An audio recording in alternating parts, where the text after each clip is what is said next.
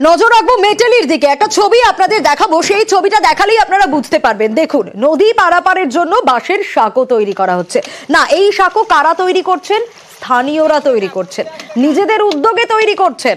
কারণ তারা বারবার দাবি জানিয়েছিলেন একটা বাঁশের সাঁকো বা সেতু তৈরি করে দেওয়ার জন্য এই কুর্তি নদীর ওপরে। তাহলে কি হবে?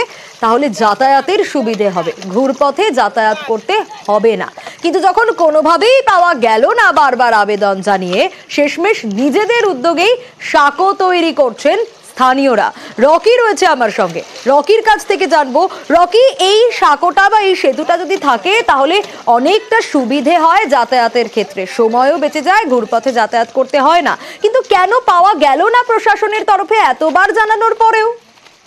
দেখো সোনিয়া, তোমাকে প্রথমে বলে রাখতে চাইবো, যাতায়াতের সুবিধাতে কিন্তু কুর্তি নদীর উপরে স্বেচ্ছাশ্রমে বাঁশের সাঁকো তৈরি করলেন সেই এলাকার কিছু যুবক। মেটলি ব্লকের বিধাননগর গ্রাম পঞ্চায়েতের পশ্চিম বাতাবাড়ি এবং গোবরাবস্তি এলাকার মাঝে অবস্থিত এই কুর্তি নদী বর্তমানে শুকার মৌসুম চলছে, জল কিছুটা কম, তথাপি কিন্তু প্রত্যেক দিন এই এলাকা গোবরাবস্তি এলাকা এবং পার্শ্ববর্তী গ্রামের পড়ুয়ারা এবং কৃষকেরা কিন্তু এই নদী পারাপার করেই কিন্তু মেটলি বিভিন্ন যে বাজার রয়েছে সেখানে তাদের শাকসবজি নিয়ে যায়, এমনকি পড়ুয়ারা স্কুল কলেজে যান।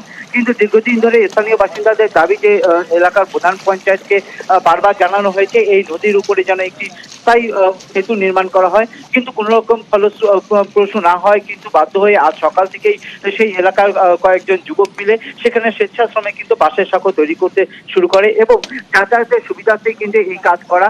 এবং এই পরিপ্রেক্ষিতে কিন্তু তারা দাবি জানিয়েছে অবিলম্বে যেন এই এলাকায় প্রশাসন নজর দেয় এবং স্থানীয় সেতু তৈরি করা হয়। সোনিয়া, বেশ। কুর্তি নদী, সেই নদীতে একটা বাঁশের সাঁকো তৈরি করছি। এটা কোনো গভর্নমেন্টের ফান্ড থেকে না, আমরা কয়েকজন এখানে লোকাল স্থানীয় বাসিন্দা নিজের উদ্যোগে নিজের পারিশ্রমিকে দিয়ে আমরা এই সাঁকোটি তৈরি করছি। এখান থেকে প্রতিনিয়ত কম করে 50 থেকে 60 জন স্টুডেন্ট পারাপার হয়। মানুষ বলে সমাজসেবা, তো সমাজসেবা তো মুখে হয় না।